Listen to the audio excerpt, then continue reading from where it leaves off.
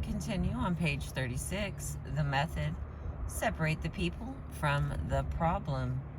I'm reading to you Getting to Yes, Negotiating Agreement Without Giving In by Roger Fisher, William Ury, and Bruce Patton of the Harvard Negotiation Project.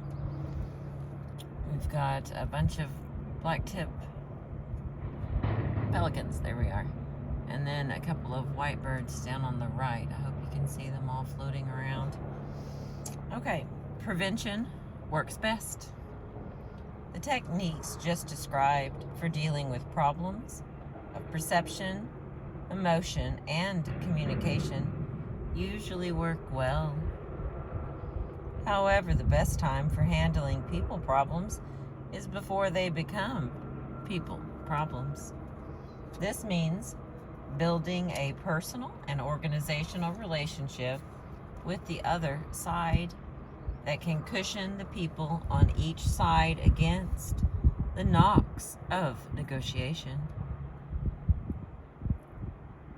It also means structuring the negotiating game in ways that separate the substantive problem from the relationship and protect people's egos from getting involved in serious discussions. Build a working relationship. Knowing the other side personally really does help. It is much easier to attribute diabolical intentions to an unknown abstraction called the other side than to someone you know personally. Dealing with a classmate, colleague, friend, or even a friend of a friend is quite different from dealing with a stranger. The more quickly you can turn a stranger into someone you know, the easier a negotiation is likely to become. You have less difficulty understanding where they are coming from. You have a foundation of trust to build upon in a difficult negotiation. You have smooth, familiar communication routines. It is easier to diffuse tension with a joke or an informal aside. The time to develop such a relationship is before the negotiation begins. Get to know them and find out about their likes and dislikes. Find ways to meet them informally.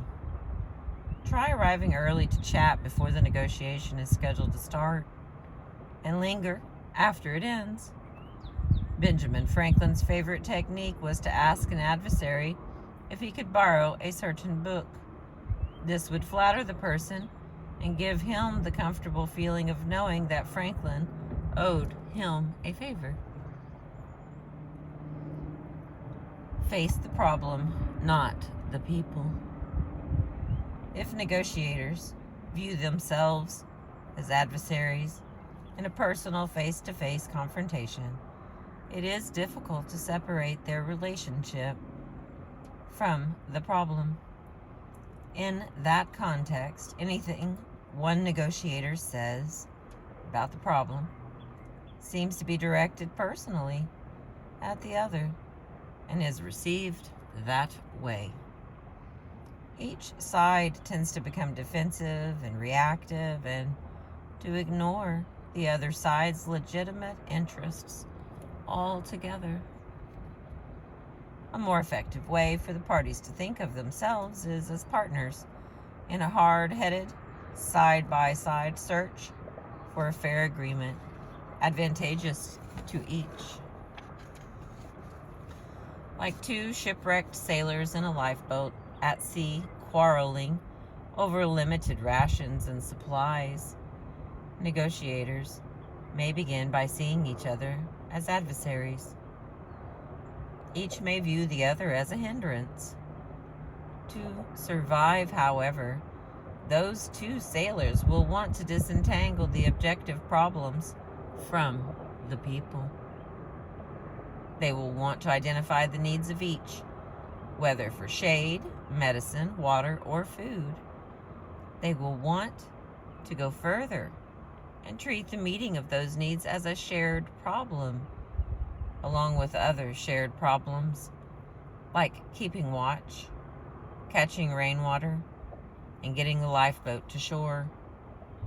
Seeing themselves as engaged in side-by-side efforts to solve a mutual problem, the sailors will become better able to reconcile their conflicting interests, as well as to advance their shared interests.